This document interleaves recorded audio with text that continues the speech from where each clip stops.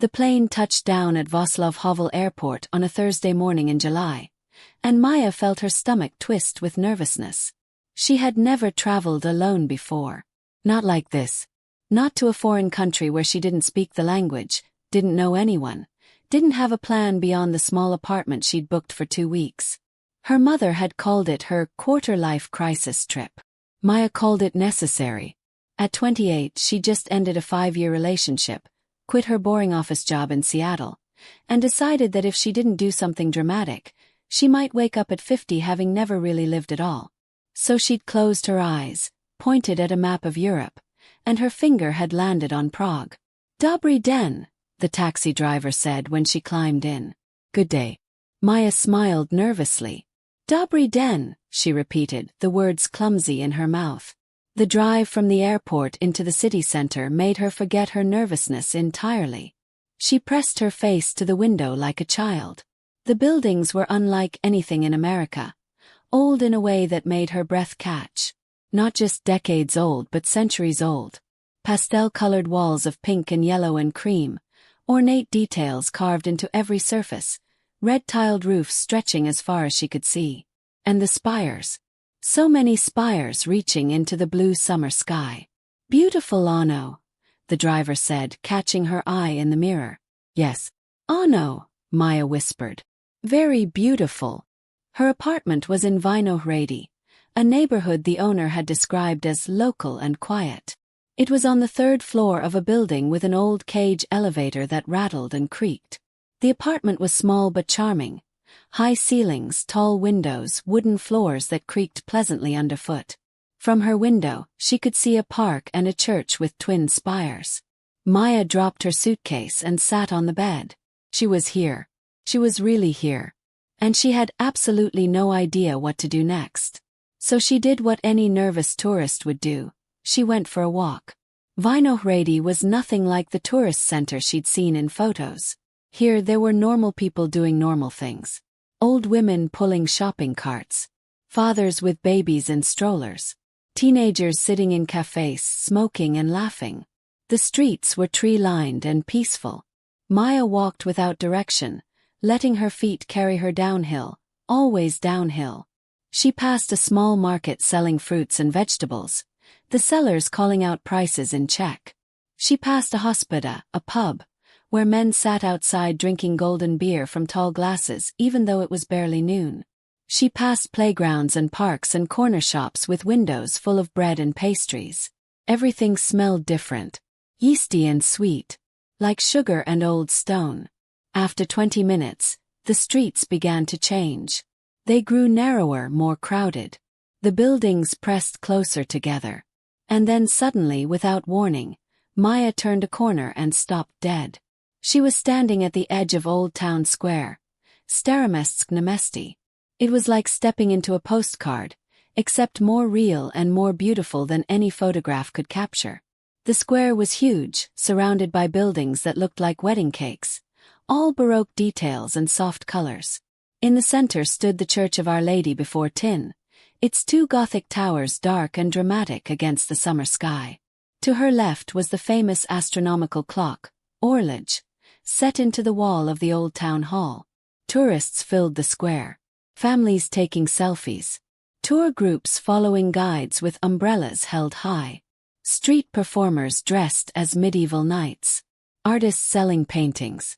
A man making enormous soap bubbles that drifted across the cobblestones, catching the light.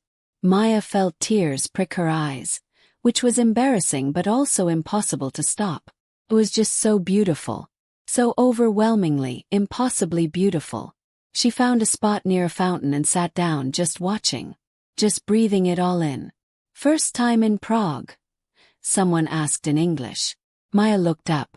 A woman about her age stood there, holding 2 ice cream cones. She had short blonde hair and kind eyes and an accent that sounded British. "That obvious," Maya said. "You have the look. Like you can't quite believe it's real." The woman smiled. "I'm Sophie. I saw you sitting alone and thought you might like company. An ice cream. I bought 2 by accident." She held out 1 cone. "Strawberry." Maya took it, grateful. "Maya, Thank you. And yes, first time. I arrived this morning. Sophie sat down beside her. She was a graduate student from London, she explained, studying art history. She'd been in Prague for 3 months, researching Baroque churches for her dissertation. 2 weeks is a good amount of time, Sophie said. Enough to see the main things without rushing. You must walk across Charles Bridge at sunset, Karlov most. It's absolutely magical. And go to Prague Castle, Pražský hrad, early in the morning before the crowds. And eat trudelník from the street vendors. And don't let anyone tell you it's not authentic Czech food. Who cares? It's delicious. They talked for an hour. Sophie drew a little map on a napkin, marking her favorite places. Hidden gardens, quiet churches, the best beer gardens, pivnice, a jazz club in Malá Strana, a cafe that served the best apple strudel, Jablkný záven. Tonight there's a free concert in Kampa Park, Sophie said. Classical music right by the river. Very romantic, very Prague. You should go. I don't know, Maya said. Going to a concert alone. Oh, you won't be alone. Half the city will be there. Sophie squeezed her arm. Prague is a city that rewards bravery. Trust me. Maya almost didn't go. She went back to her apartment, took a shower, and lay on the bed telling herself it was fine to stay in. She was tired. Jet lag. She could explore tomorrow. But then she looked at Sophie's napkin map, and she thought about what she'd come here for. To live. To be brave. So she put on a simple sundress, pulled her dark hair into a messy bun, and headed out. Following Sophie's directions, Maya took the tram, which was surprisingly easy, to Malá Strana. This neighborhood was different from Vinohrady. Older, more dramatic. The streets were narrow and steep, climbing uphill toward the castle that loomed above everything. Every building looked like a palace. Every doorway was an architectural masterpiece. She found Kampa Park just as the sun was beginning to set. It was a long, narrow park that ran along the Vltava River. Weeping willows dipped their branches into the water. Swans glided past. On the opposite bank, she could see Old Town, the buildings turning gold in the evening light. The concert stage was simple, just a platform with chairs for the orchestra and music stands. But the setting was anything but simple. Behind the stage, visible through the trees, was Charles Bridge with its Gothic towers and rows of Baroque statues. And beyond that, rising on the hill, was Prague Castle, its walls and spires commanding the skyline. People were spreading blankets on the grass, opening bottles of wine, settling in. Maya found a spot under a tree and sat down, hugging her knees to her chest. The orchestra began to tune their instruments, that chaotic warming-up sound that somehow builds anticipation. Maya closed her eyes and breathed in the smell of summer grass and river water. Prominti, excuse me. Is this spot taken? Maya opened her eyes. A man stood there, holding a well-worn backpack and a sketchbook. He was maybe in his early 30s, with dark curly hair that looked like it had never met a comb, warm brown eyes, and the kind of comfortable clothes that suggested he was local, not a tourist. Olive green pants, a faded blue shirt rolled to the elbows, canvas shoes. No please, Maya said, scooting over to make room. He sat down with a grateful sigh, stretching out his legs. Up close, Maya could see paint stains on his fingers and a small hole in the knee of his pants. He looked comfortable in his own skin in a way she envied. Thank you, he said. His English was good but accented. I'm Tomas. Maya. American, he asked. Seattle. You're Czech. No, yes. Born right here in Prague. He opened his sketchbook and pulled out a pencil. Do you mind if I draw while we wait? I like to sketch the castle at sunset. Of course not. Maya watched from the corner of her eye as Tomas began to draw.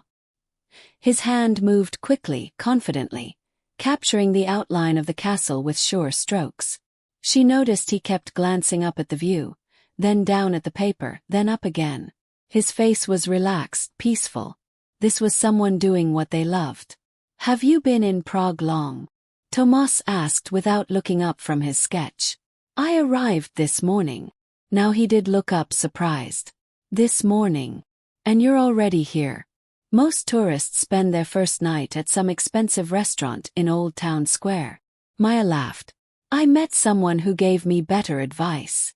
Good. Old Town Square is beautiful, but it's not the soul of Prague. This.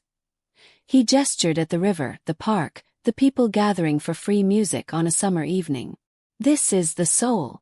The concert began. The orchestra played Dvorak and Smetana, Czech composers, Tomas whispered to her, and the music floated across the park and over the river. As the sun sank lower, the sky turned pink and orange and purple. The castle glowed golden. The bridge looked like something from a dream. Between pieces, Tomas showed Maya his sketch. He'd captured not just the castle but the whole scene. The trees, the people, the feeling of the evening. You're very talented, Maya said. He shrugged but looked pleased.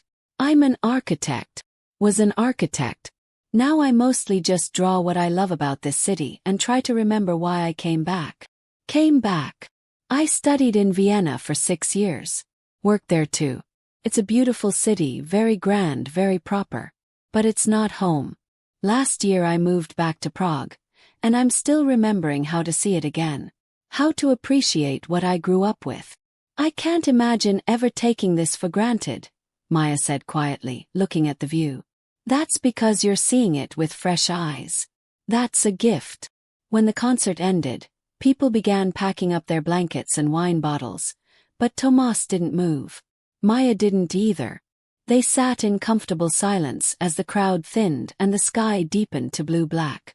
Would you like to walk? Tomas asked finally. I could show you the bridge at night. It's different than during the day. Quieter. More. He searched for the word. More itself. Maya knew she should probably say no. He was a stranger. She'd been in Prague for less than 12 hours. But something in her said yes, the same something that had brought her to Prague in the first place. I'd like that, she said. They walked along the river path toward Charles Bridge, Karlov Most. The path was lit by old-fashioned street lamps that cast pools of warm light. Couples strolled hand in hand. Cyclists rang their bells as they passed. Across the water, the city lights reflected in rippling gold streaks. So what brings you to Prague alone for 2 weeks? Tomas asked as they walked. Maya hesitated, then decided on honesty. I needed to do something different. Something brave. My life back home felt too small, too safe, too predictable. I wanted to surprise myself. And, are you surprised? Very, she said, smiling. They reached the beginning of Charles Bridge. During the day, Sophie had told her, it was packed shoulder to shoulder with tourists. But now, late at night, there were only a few people scattered along its length. Couples taking photos, an old man playing accordion, an artist still packing up his paintings. The bridge itself was extraordinary. Built in the 1300s, Tomas explained, commissioned by King Charles IV. Nearly 500 meters long, connecting Old Town with Mala Strana, guarded at each end by Gothic towers that looked like they belonged in a fairy tale. But the most striking features were the 30 statues lining the bridge. Baroque sculptures of saints, each one dramatic and beautiful and unique. Each statue has a story, Tomas said as they walked. This one is Saint Lutgard. See how Christ is letting her touch his wounds. And here is Brunkvik with his sword and lion. Czech legends say that when Prague needs him most, he'll come back to defend the city. Maya stopped at each statue, looking up at the weathered faces. Even in the darkness, lit by street lamps, they were magnificent. And this, Tomas said, is the most famous. Saint John of Nepomuk, Jan Nepomucki. The statue showed a priest in flowing robes, and at the base was a bronze relief plaque worn smooth and golden from countless hands touching it. The legend says he was thrown from this bridge in 1393 for refusing to reveal the Queen's confession, Tomas explained. Now tourists touch this plaque for good luck. You're supposed to make a wish. Do you believe it works? Maya asked. I believe Prague has magic, Tomas said simply. Whether it comes from touching a statue or from being in the right place at the right moment, Who can say? Maya reached out and placed her palm on the smooth bronze, still warm from the day's sun and thousands of other hands. She closed her eyes. I wish to really live, she thought. To be brave. To find something real. When she opened her eyes, Tomas was watching her with a gentle smile. What did you wish for? He asked. Isn't it supposed to be secret? Esiano, probably yes. But I won't tell. He touched the plaque himself, though Maya suspected he was just being polite, that locals didn't really do this. They continued across the bridge, stopping in the middle to look at the view. On one side, Old Town with its cluster of spires and towers. On the other, the castle on its hill, illuminated and eternal. The river flowed beneath them, dark and steady. I walk across this bridge maybe 3 times a week, Tomas said. And it still does something to me. Here, right in this spot, you can feel all of Prague's history at once. All the people who've crossed here. All the moments this bridge has witnessed. Coronations and invasions and revolutions. First kisses and last goodbyes. It's all still here somehow, soaked into the stones.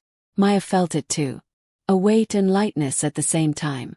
A sense of being very small and yet part of something enormous. Thank you for showing me this, she said. Thank you for seeing it, Tomas replied. Sometimes I need a reminder of what I have. At the end of the bridge, in Mala Strana, Tomas stopped. I should let you go. You must be tired, jet lag and a long day. I am tired, Maya admitted. But I'm also. I don't want this to end.